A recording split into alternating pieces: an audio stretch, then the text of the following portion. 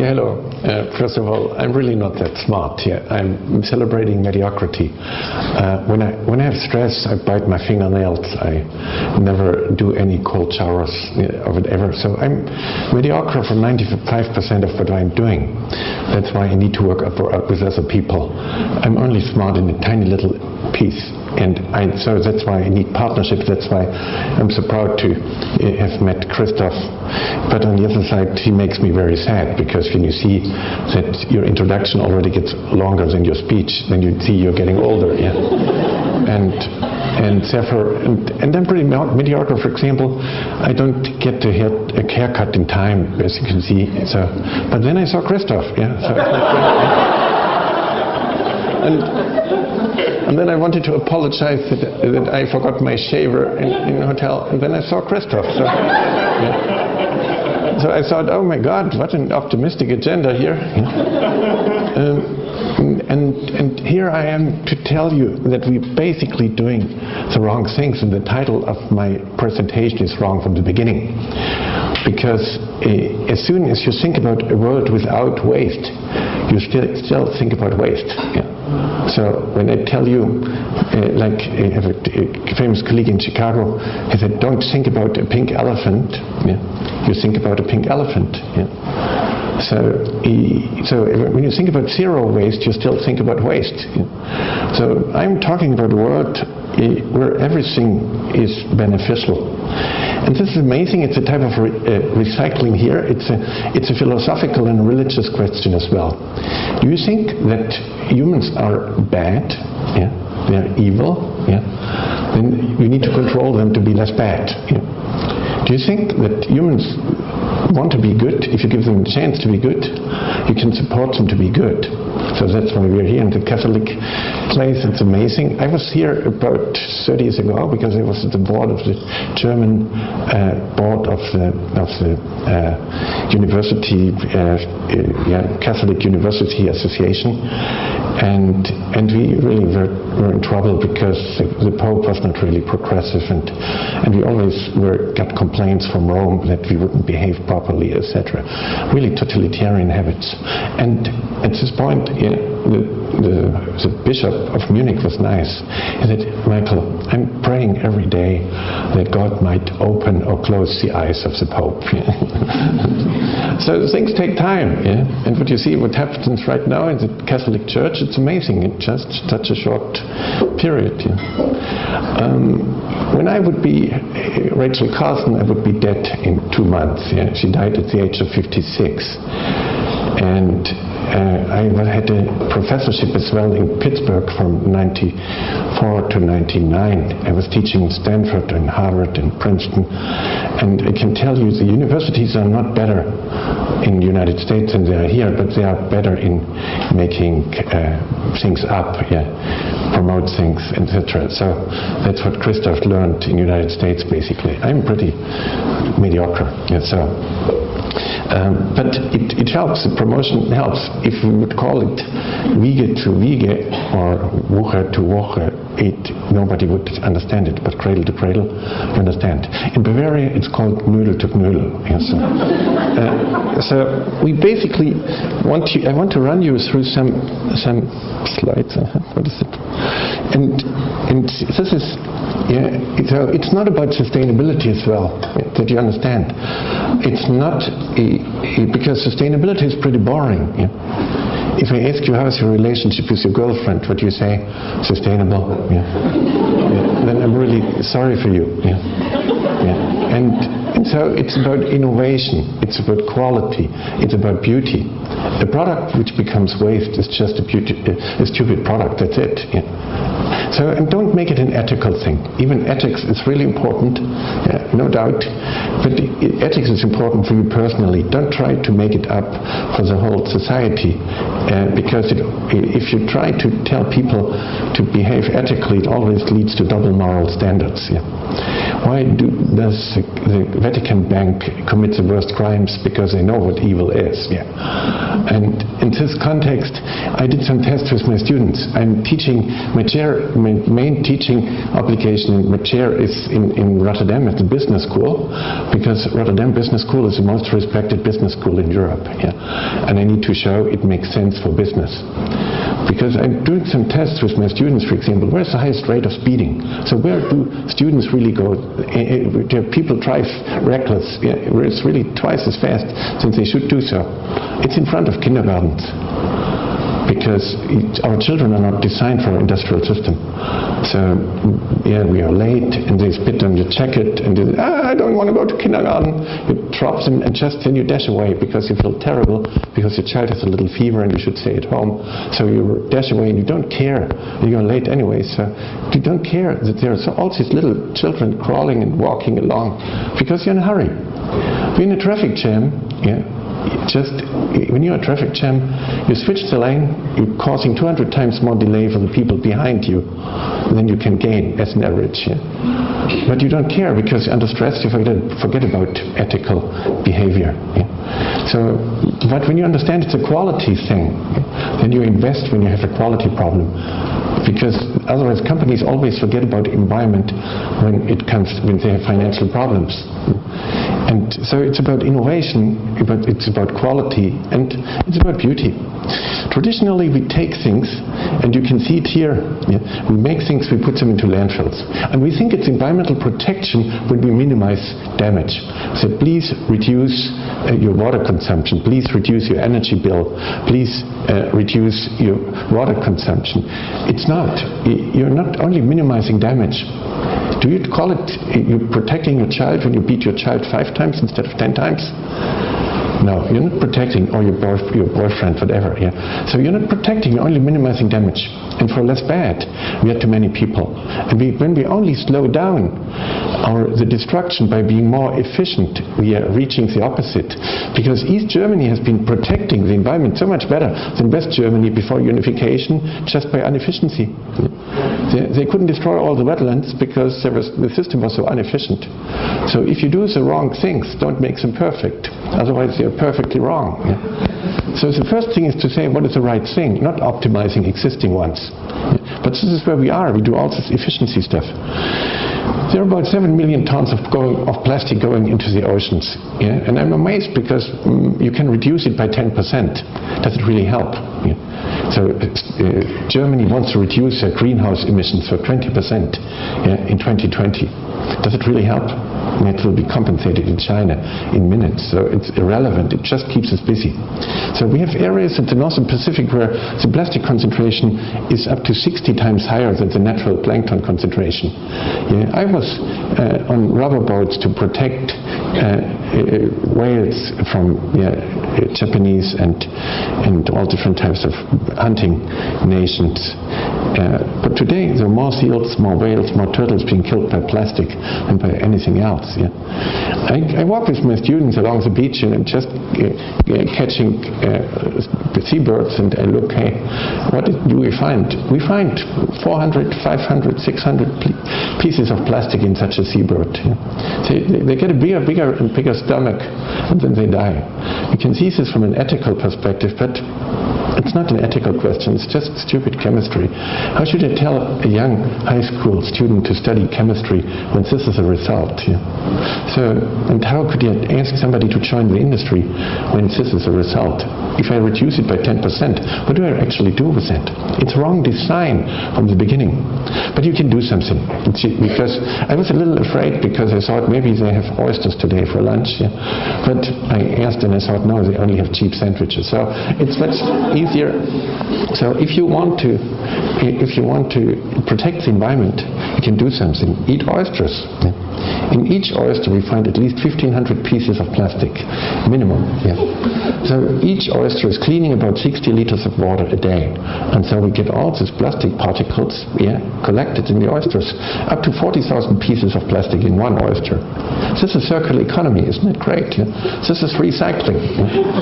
And by the way, if you drink champagne, you do something for the environment as well, because champagne has 3 times less carbon dioxide emissions than Prosecco. Yeah? The bubbles are much smaller, so if you want to minimize your carbon footprint, drink champagne. You can do a lot. If you cut your hair shorter, you can save 5,000 liters of water. So if you have a bold haircut, it helps. And I mostly came here to wear a tie. I'm the only person in the audience here. No, here's another one. Thank you. Not only to have a place for the microphone, but the main purpose is I can do more than the whole German government does with their program to insulate houses. Because when you get a little strangled, you can reduce the room temperature by 2 degrees Celsius. The effect is much bigger than insulating all the houses in Germany. Much bigger. And so everybody can do something. For example, if you fly from Munich into New York and you first go to the toilet to empty your digestion system, a little tablet, it's amazing. It saves 5 tons of kerosene if everybody does it. Because you can reduce your weight so dramatically that you can save 5 tons of kerosene. And most of the people who fly from New York into New York from here fly for shopping. So you can fly naked. It saves another 2 tons of kerosene. So we have endless opportunities what you can do to minimize your footprint. But this is where we are. This is terrible design. It's amazing primitive. So you don't need ethics for that. This is just stupid. If you don't want to be an idiot, it's enough. So your personal motivation is built on ethical considerations. It's a different thing. But don't make it a standard for society. Sure, we can put garbage everywhere and we can do something with it later. We have been growing up by that. So I was teaching in Pittsburgh at the Chatham College as well when I had this professorship. This is where Rachel Carson was when she was a student. And sure, it was amazing. Between the publication of Silent Spring in '62 and the ban of DDT, it only took 10 years. 10 years later, DDT was banned. That's amazing. But when you look, it stays an alibi. It only keeps us busy. We now do things what I call ecologism. Like socialism was never social, ecologism doesn't help. Ecology only keeps us busy. We do things like banning plastic bags or whatever type of alibi things. Europe is importing 3 million tons of palm oil from Indonesia and Malaysia. 1 hectare of rainforest has 7,000 tons of carbon in it. 1 hectare of palm oil plantation has 60 tons of carbon in it. We are growing corn here. In Bavaria, 20% of the agricultural space is used to grow corn to make biogas. How perverse. It's only a subsidy for the agriculture industry. Because when you grow corn, you lose between 11 and 30 tons of topsoil per hectare in a year. But the most carbon is in soil, not in oil. So this is a place where we store the carbon. So when we deplete our topsoil, what does it help? So we grew up with all these environmental disasters. That's why we think it's better to be less bad. Minimize, reduce, avoid, all this guilt management stuff. So far, this is a perfect place because that's guilt management here. So we definitely can do so. And sure, we see this. We see in China the melamine scandal. How can you become a chemist when this is chemistry? When you see Fukushima, the same thing. We look at the energy side, but the material side is far more critical. How much we feel terrible to be on this planet, you can see that there is not one organic label in the whole world which allows that my own nutrients can go back. It's only organic without me. So every day we need to pick up 2 grams of phosphorus.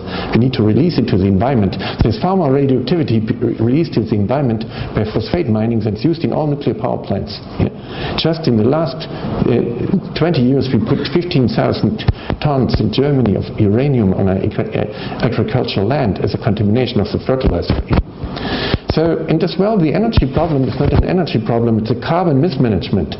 How can we be so stupid to put carbon in the atmosphere when only 2.4% of the Earth's crust is carbon? but 95% of all our materials need carbon in it. So this is just stupid management. Yeah. And from that perspective, sure, we are losing topsoil. We lose 5,000 times more topsoil than we make. How sick. and this is what I call ecologism. It keeps us busy. Yeah? We pretend to do something. So people make these brochures and said, by printing these brochures on recycled paper, yeah, we saved 50 trees. Said, why don't you print twice as many brochures than you saved 100 trees? Isn't that great? Yeah? So this is all ecologism. We keep us busy. And to give you endless examples, I can calculate if you would stop the use of bean products at the university canteen, it would save so much methane. Yeah? There is endless. If you take the elevator in a building, yeah, we have such a perverse agriculture, yeah, that it takes us 10 calories to make 1 calorie to feed a person. Yeah? When you take the elevator in a building, it only takes 2 calories. Yeah? Compared to that. Yeah. So it's 5 times less energy you need when you take the elevator than if you take the stairs. Yeah. So when you want to minimize your carbon footprint, take the elevator. Yeah. Yeah. And then you die a little earlier, you can minimize your carbon footprint even more. Yeah. Yeah. So there's a lot to do. Yeah. A baby takes about 6,500 diapers. You can reduce it by 1,500 to 5,000. Yeah, but does it really matter? The city of Munich now has 20% of the municipal waste stream are diapers, yeah, like Christoph said. Yeah, now, yeah, there's some future in it. Yeah. The volume of the adult diapers is already bigger than of baby diapers. Yeah. So we are all in the pre-diaper phase here. Yeah. So, or philosophically spoken, life happens between 2 diaper phases. Yeah. So there we are. Yeah. Copenhagen wants to be carbon neutral. How funny. Did you ever see a carbon neutral tree? So, yeah, yeah. Munich wants to be climate neutral in 2040. Yeah. Did you ever see a climate neutral tree? So with all our brain, with all our skills, we want to be more stupid than a tree. Isn't it amazing? Yeah. A tree is always carbon positive. Yeah. It's never carbon neutral. You only can be carbon neutral if you don't exist. That's the only way. So, here. So sustainable infrastructure. How funny. Yeah. Zero emissions. Yeah. Look. Toyota had a lot of technical problems. They do something not to exist because of technical problems. Fukushima and some flooding in Thailand. They have been producing about 5 million cars less than they planned in the last 4 years. Yeah. So they do something for zero emissions. But you can only do zero emissions when you don't exist. Even if you shoot yourself right now, you would have emissions. So how can you have a goal which you cannot reach? Yeah. And by the way, you show a tree and to say zero emission, how funny. Yeah. A tree has emission. The tree makes oxygen. The tree cleans the air. The tree is a habitat for 200 other species. Yeah. What is the highest in Germany? We make passive houses. So we are sealing buildings. The indoor air quality in a building in Germany is about 3 to 8 times worse than outside urban air. Yeah. Now we seal the buildings to save energy. We call it passive houses. How sick. Yeah. Instead of saying, hey, we want to have healthy air in a building first. Yeah. Now we seal the building, we make the wrong things perfect because nothing in the building is made for indoor use. Yeah. Now we seal the building. Why don't we make buildings like trees? Buildings which clean the air, buildings which clean water, buildings which are habitats for other species. Yeah. So this is innovation. Yeah. But this is where we are. I'm leaving the airplane in Ho Chi Minh City, the former Saigon. Yeah. And, yeah. How do you get more out of the same resource? Yeah. How sick. When I was a child, a cow was producing 4,000 liters of milk, yeah, in a year. Yeah. Yeah. Today in Netherlands we are up to 12,000 liters. Yeah. Do I want to squeeze another 1,000 liters out of this poor cow to be more efficient? Want to use a little more genetic engineering? Want to use some breed and another extra pair of legs for this sheep? Yeah, that it's more efficient? How sick. Yeah, so Vietnam was protecting the environment so much better by inefficiency. But right now we have 300,000 consultants from Accenture, 300,000 from McKinsey, yeah, 200,000 from Ernst & Young, and so on, Price Waterhouse. They all do now efficiency. Yeah. How funny. or how sad.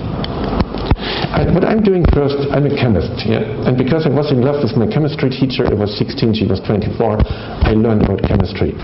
And my brothers are famous in German language, philosophy, art, history, that matters. But I was in love with my chemistry teacher, and then I needed to tell my highly educated parents why chemistry makes sense. And happily, the Club of Rome report came up, and I could tell my parents why it makes sense to look for chemistry. And so what I'm doing first, I'm analyzing what I find. I put things in glass boxes and look what is off-gassing. I want to know where is the contamination coming from? What is stinking in the room? And then we find all these peaks here. This is a polyamide nylon 6 carpet. But the peaks are amazingly low. If you compare it to Mattel toy, it's amazing how little emissions it is, because the carpet industry has been looking at it carefully. Oh, by the way, the European Union is now banning 64 chemicals in children's toys instead of 39. But when we analyze Mattel toys, which is 20% of the market globally, Fisher-Price, Barbie, all this stuff, we find between 500 and 600 toxic chemicals in a children's toy. So this is alibi. We just keep us busy. We pretend to do something. That's ecologism. But when you see the peaks of a wool carpet, then the peaks are higher, and it's more dangerous as well. Because God, because we're in the building here, so let's say God didn't design the sheep for the carpet. And he didn't design the sheep for the red wine resistance as well. So when you buy a wool carpet, you are only in touch with Teflon, called Scotch guard, things like that. You're never in touch with the wool. You think it's 100% wool, but it's only wool inside. So that doesn't help. We're optimizing things. We find hundreds of chemicals in packaging because we try to minimize, reduce, avoid, but to reduce the energy. But we put a lot of stuff in it which is not necessary. More than 600 chemicals in here. The worst of all pigments is green. Isn't it amazing? Whenever we look for pigment, and the green is the most toxic one. It has copper in it, and it has chlorine in it, so it makes dioxins. And just coming back to Rachel Carson, I'm testing now mother's milk since 28 years. And there's not one sample in the whole world which could be sold as drinking milk, not one. The legal limits for drinking milk are exceeded for several hundred times. And some of them are chemicals which Rachel Carson already published in her book, substances which accumulate in biological systems, which we find in breast milk. But still, it's good to breastfeed your baby whenever you have plans, because first of all, the mother can detoxify herself. So with one baby, you lose within 6 months 1/3 of all your pollutants. And you need to know, Rachel Carson died of breast cancer.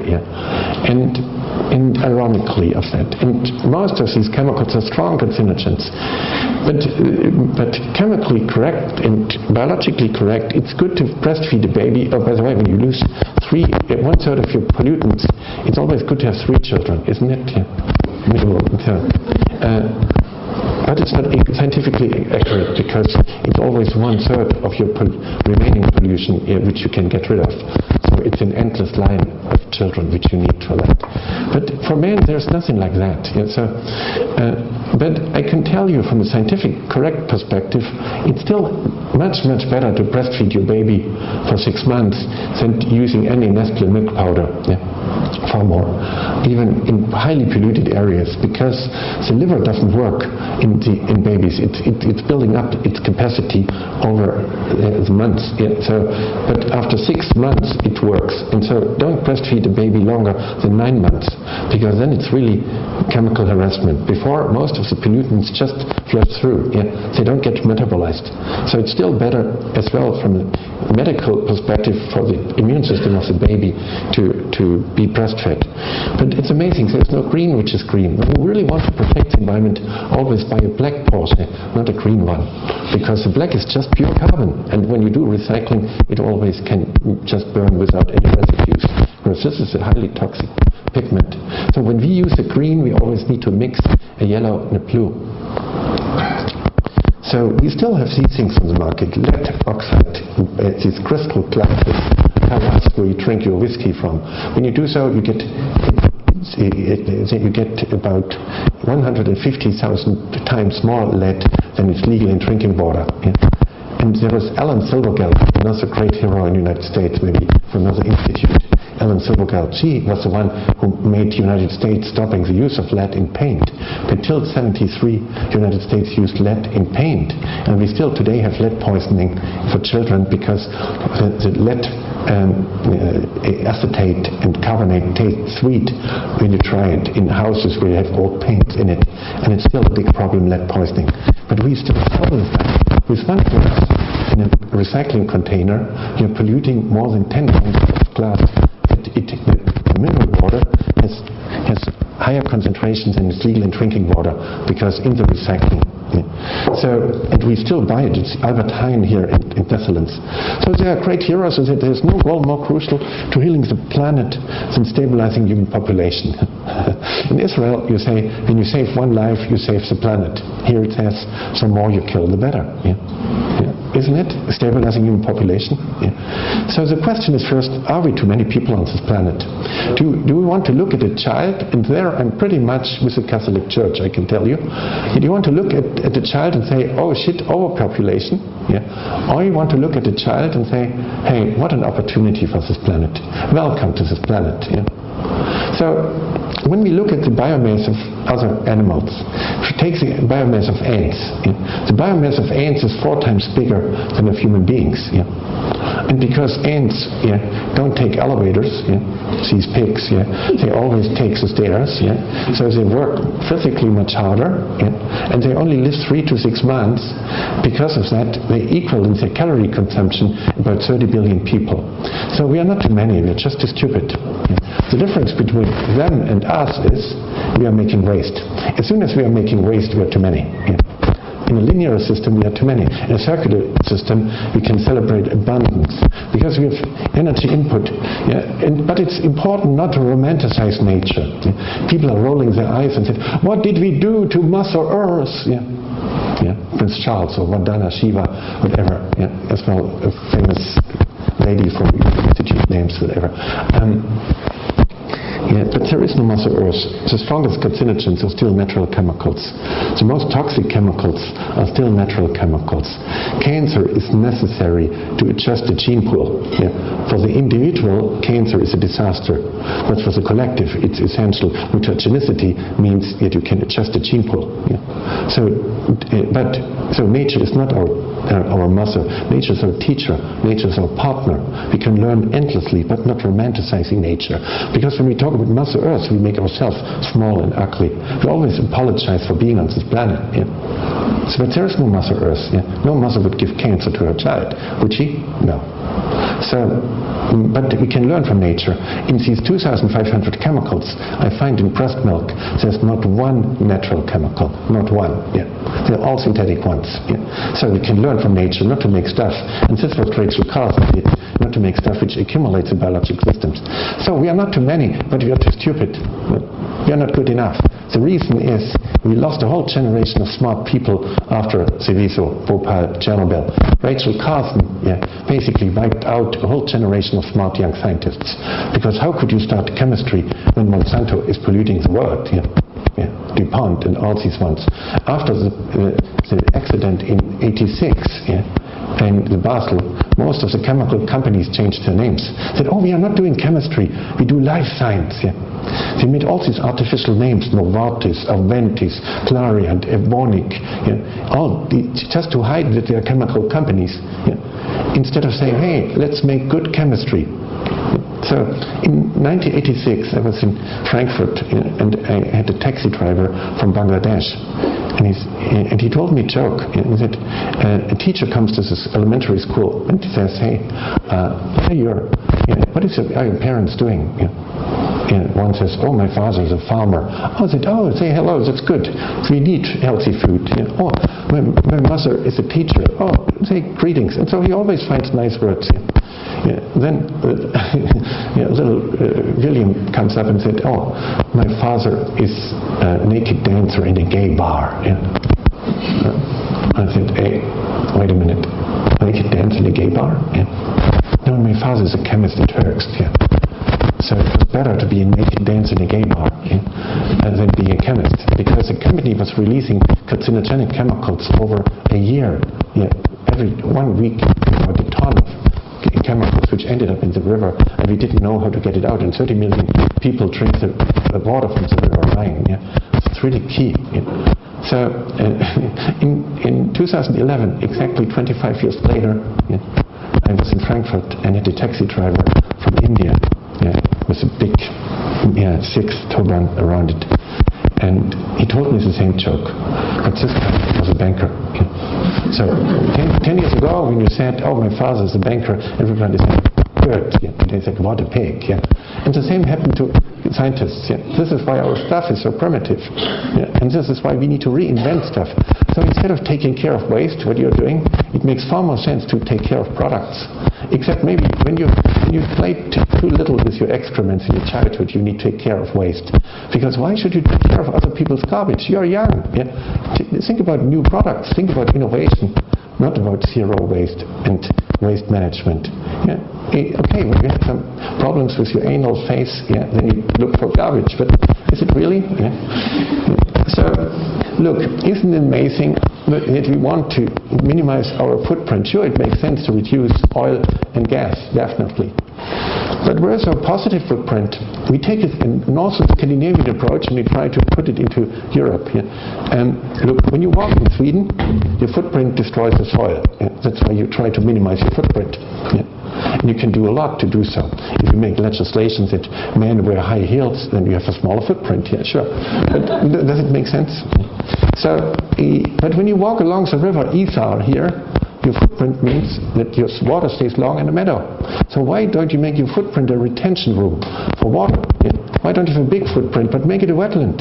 Why do you want to be less bad when you can be good? So where is your positive footprint? Now you don't need to be perfect. In traditional sustainability, you make your customer your enemy. You tell, hey, if you don't buy it, it's even better. Should you really have it? Do you really need a new carpet? Could you wait another year to minimize your carbon footprint? No, here you can say, hey, this is where we are. And this is where we want to be in 2030. Now the more you buy, the quicker we are. So this is not about efficiency anymore. It's about effectiveness. So we want to be good for economy. We want to be good for society. But when it comes to environment, the highest is not to exist. This doesn't help. For that we are far too many. Because this is not a triple bottom line, it's a triple top line. So let's be beneficial for the others. This is why it's not about efficiency, reducing, avoiding, minimizing. We are 100% peak, 80% peak, 40% peak, and your goal is zero. No, it's about, hey, I'm here, I already do 20% of what is necessary, and the more you buy, the quicker I can change. So that's about what is the right thing, not optimizing wrong things. It makes them perfectly wrong. In the Netherlands, people understand it easily. When your girlfriend is really angry about you, 50 roses, completely inefficient, but very effective. Or think about Van Gogh. Think about Mozart in one piece. Mozart, Verzeichnis, one thing. Then you don't need to go to all this opera. What is very efficient here? You get tonight you get dinner with a tablet with some new flavor and a glass of water. Very efficient. Like fast food, McDonald's, very efficient. But overall, when you look, it's pretty sad because it doesn't celebrate life. It doesn't celebrate community. It just grab it and you eat it. So effectiveness is a nice dinner, 3 hours of conversation, a good red wine. Efficient is you get drunk fast. Effectiveness is a nice conversation. So think about a lipstick. In Germany, a woman eats about 6.3 kilograms of lipstick during her lifetime. That's not really accurate because we cannot calculate how much gets kissed away. But overall, such a lipstick completely inefficient but very effective, I can tell you. So look at a tree in spring. No reduction, no avoidance, no minimization. It's celebrating abundance. Food is food with the right energy sources and celebrating diversity. We need to look for two different areas. The stuff which gets consumed, like food, like detergents, like shoe soles, like brake pads, need to be designed for biological systems. I took now an honorary professorship at the Technical University here, and I used the opportunity for that. And I did some tests. Look, when you take a brake pad from Ford or Volkswagen or Opel, a brake pad, and it says, these brake pads are free of asbestos. Yeah. So for the German people, Bremsbeläge. Yeah. So if you take a brake pad, it is free of asbestos. But the replacement is antimony sulfate, which is a much stronger carcinogen. It doesn't help, so don't make things free of. If I invite you for dinner and tell you it's free of chicken, that doesn't really help you. So we need to define what we have positively. And just to make things less bad doesn't help. And here it's the mittlere Ring, here it's the inner circle of the highway. About 20% of the people have a chronic inflammation of their lung. Do you know why? Because of efficiency. Now the tires last twice as long than they did 30 years ago, but the particulates are not designed for inhalation. Before, it hit the road and was a disaster, but now you inhale it. 20% of the people have a chronic inflammatory disease of their lung here in Munich, living along this highway, because they inhale now the small particulate. We make the wrong things perfect.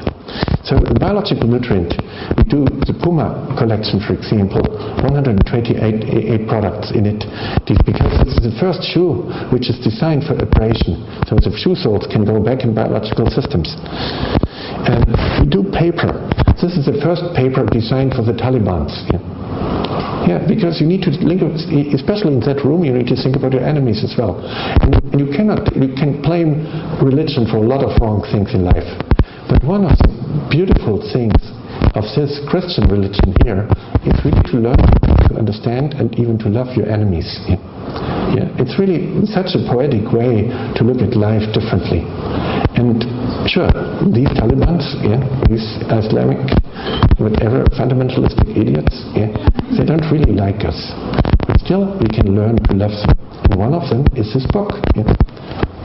This is the first book in human history which is designed for the Taliban. Because when you normally take your Süddeutsche Zeitung, Time magazine, and you put it in your compost, the compost is so toxic that you cannot go into agriculture. When you put your Süddeutsche Zeitung in your fireplace and you burn wood with it, the ash is so toxic that it cannot go into agriculture anymore. When you print it in Germany, it contains about 50 dangerous chemicals. When you print it in China, it contains about 90. Because of occupational health, regulations, some whatever less bad things, 20 million, we eliminated about 40 toxic chemicals. And where's the difference whether you get shot 50 times or 90 times? This book is the first one, and this is paper. This is the second book of the one, because for the first book we didn't have the chemicals in place. It took us 21 years to work on that. This is the first book which you can burn safely. So the Taliban like to burn Bibles and other books. Now they can burn them safely. Isn't that great? So we can do something for our enemies with it. But this is the real difference. Because now it's now lucrative to if you take an IKEA catalog, you can print it in China, and then you import it the next day. It's here in Munich. It's 40% cheaper. And you now do the high-tech recycling for the 90 chemicals. But it's never intended for recycling. Now when you eat your pizza, the contamination of the cardboard has a filler in it, and you eat basically the printing chemicals in it. So you can do it differently, but then it makes sense to have a positive story, not less bad. Less bad is no good, it's just bad less.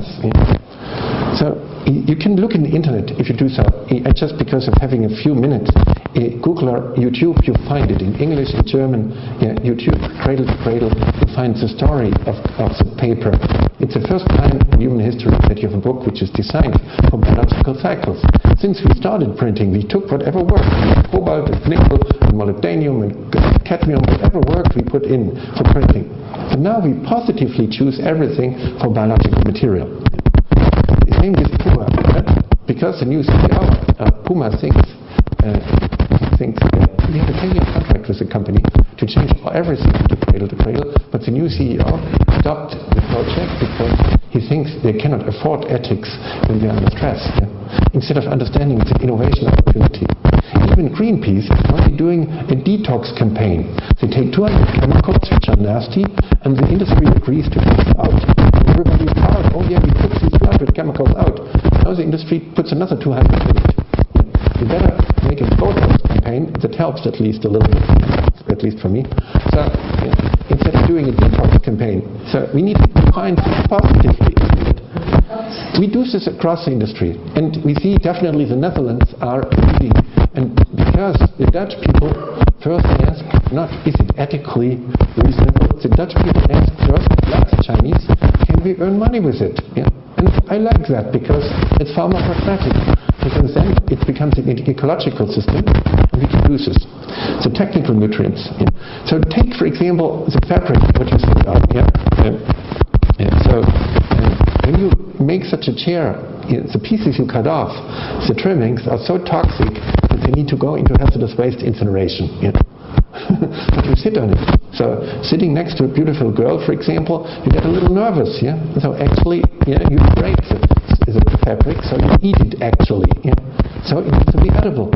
It makes it 20% cheaper because you don't need occupational health. The pieces you cut off can go into gardening. They can replace peat in farming. Yeah. So it saves a lot of money. Yeah. And you can make them even in Switzerland. And we don't do this only for seats in airplanes. But the company who works with our fabrics makes 60% of all the airline seats in the world. Yeah. And they make it in Switzerland. They can produce it in Switzerland because it's a better product. It's the first fabric designed for indoor use. So, but we find it in buses as well, or trains, high-speed trains in Germany have our fabrics as well in it. Yeah. So so stuff which gets consumed needs to go to biological systems. Things which just are services. We're not consuming a washing machine. We're not consuming TVs that go to technical cycles. So our steel case here, Cradle, for example, in Bavaria, and Giroflex, Dutch companies as well. I estimate, is somebody from Dessau here? I thought so. Because Dessau is a company making carpets. And instead of just making carpets which are not stinking, if your boyfriend is not stinking, it's okay. Yeah? But if he helps you to clean out the kitchen, that is a different thing. So why don't we make stuff which is beneficial? These carpets are actively cleaning the air. They absorb fine dust. We are losing about 4 years of our lifespan by inhaling fine dust. Why should we do so when our carpet can do so? And why should we use our 100 square meters of land to clean the air when our carpet can do so? So this is a positive agenda. We do this across industries. We did a car before that. We do buildings like trees, buildings which clean the air. Instead of growing corn, we can use the walls of buildings to grow algae. And by the way, if we would change our diet from eating beef, which is the highest, it's the most unhealthy form of protein as well. The people in India are right if they don't eat so much beef, because if you eat beef, you only pick up 20% of the protein. If you eat algae, you pick up more than 90% of the protein. It's far more healthy. So if you learn to build our diet as a basic, out eating bacteria and mushrooms. They don't eat so much beef because if you eat beef, you only pick up 20% of the protein. If you eat algae, you pick up more than 90% of the protein. It's far more healthy. Yeah. So if you learn to build our diet as a basic, out eating bacteria and mushrooms and algae, you could easily feed 40 billion people on this planet without cutting one tree. We could just use the space that we have. We don't need to see agricultural space as well from land, and it's even 80 times more productive to do so. We can do this across industries. We work with trace in summer now to do this in buildings. They're big and giant as well. We have building products. We do in Netherlands Park 2020. And this is I wanted to show you specifically. Here, we use wastewater in favela areas. Instituto Ambiental, Hamburger Umweltinstitut, the money which we earn in our institute, because I need to work in an institute, because at universities I get only paid for problems. So I need to keep problems alive. As long as there's a problem, there's funding. More research is necessary, and then it's funding. The worst thing what can happen to me that I finished something, because there's no funding anymore. But I need to make sure that I do things as well.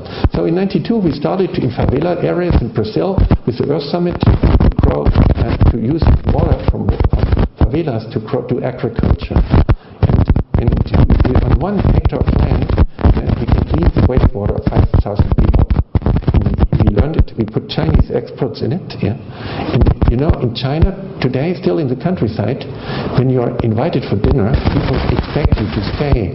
I have been working in the Chinese fertilizer industry for 8 years overall. Yeah. But if you're invited for dinner in China, people expect you to stay after dinner till you use the toilet, because it's unfriendly to leave and to take the nutrients with you. Yeah? Because you're invited for dinner, not for stealing nutrients. Yeah? And in this context, yeah, so we get nutrients back. The Chinese, it's really important because the Chinese built civilization and high population density over thousands of years without always stealing it from their neighbors, because they could send nutrients back. If you learn it from the Roman Empire, yeah, the cities never gave anything back. They always took it from the farmers, and they said, pecunia non olet, money doesn't stink, but they never gave anything back to the farmers. It was only organizing wastewater management, yeah, like waste management today, yeah, instead of nutrient management. And with that, these Western empires always had to expand, steal nutrients from somewhere else, and when they couldn't maintain the infrastructure, these empires always collapsed.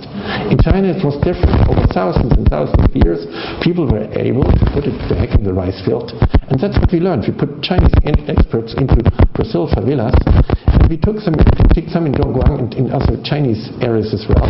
We can use the wastewater from apartment buildings to do agriculture.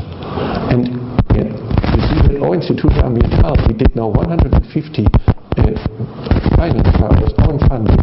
Yeah. And they run itself. The farmer earns about $2,000 a month. They're operating, and the byproduct is clean water. The real nice thing is the crime rate in these favelas goes down from more than 95%. When people have a positive perspective, when they have a vision, when they feel safe, when they feel accepted, they don't kill each other anymore. Yeah? They don't cannibalize each other. So why don't we support people to be good instead of controlling them to be less bad? Yeah? And the thing is, when you question the existence of people, they become greedy and angry. When you say, hey, wait a minute, there's not enough dinner tonight. So then people get. But when people think there is enough, then they are friendly and sharing.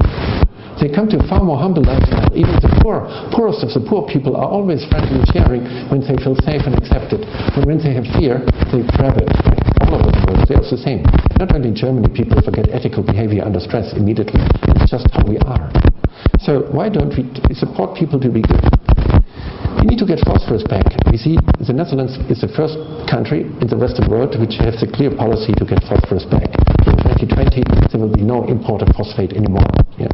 We can use windmills along highways, and we can use transmission towers, so we don't need extra highways, and we can use even windmills with Vestas, which compensates the noise from the highways. So we are selling services for technical cycles, and we're selling consumption materials for biological cycles. This is a service. So we use 20 years of copper as a service in it. We don't buy the copper. It makes the windmills 100,000 euros cheaper, because you only buy the use of the copper for 20 years. Yeah. We can make buildings like trees. You know, here I took this honorary professorship here at the KU München close by here, and we can make it differently. So these are the universities. This is now how Ellen MacArthur and McKinsey is picking it up. There's now a lot of money for Cradle to Cradle, still combined with sustainable material management. But there is indirect money, yeah, for buildings like trees, buildings which clean the air. There's Cradle to Cradle Islands. Taiwan is one of the Cradle to Cradle Islands as well. Yeah. The government is purchasing for Cradle to Cradle. Yeah. There's Cradle to Cradle Biz.